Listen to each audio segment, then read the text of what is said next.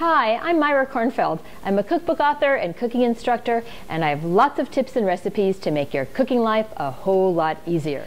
One of the first signs of spring are all the beautiful greens that show up at both farmers markets and your local markets.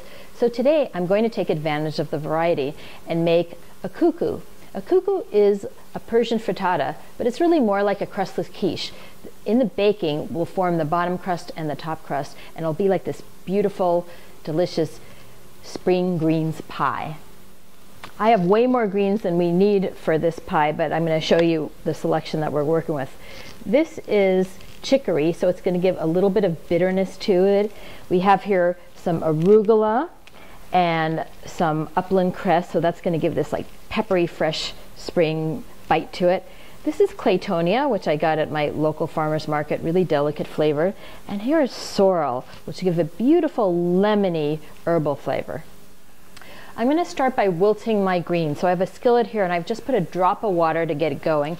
And altogether, I want to have about 4 cups of cooked greens at the end. So really basically start with 3 to 4 pounds of fresh greens. I'm wilting everything except the sorrel. We need to pre-cook the greens a bit just because they contain a lot of liquid and we want to squeeze that out. I keep adding more as they start to wilt, and I'm turning them with my tongs. These greens are properly wilted now. I'm going to move them to a strainer to drain. I have some olive oil heating up, and I'm adding a little over a cup of onion. I saute these till they're nice and caramelized. These onions are almost ready. Now I'm throwing in about 4 cloves of minced garlic.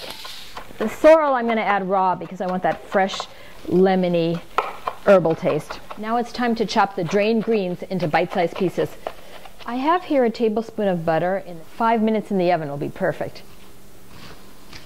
Starting with 4 eggs that I'm beating,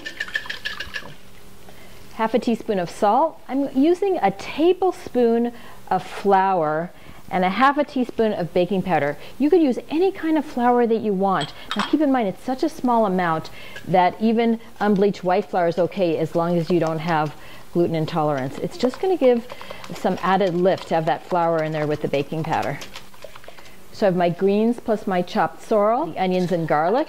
I'm adding a cup of sheep's milk feta cheese, as well as a little sheep's milk Gruyere. You could totally do this without the cheese and it would be fine. And you could use other vegetables as well, but this is a delicious combo. Sprinkle of black pepper to finish it off. See how the eggs just disappear into the greens, but they are going to bind it all together. So now I could just swirl around the butter to make sure it coats the whole pan. Patting it down, and we're ready to bake.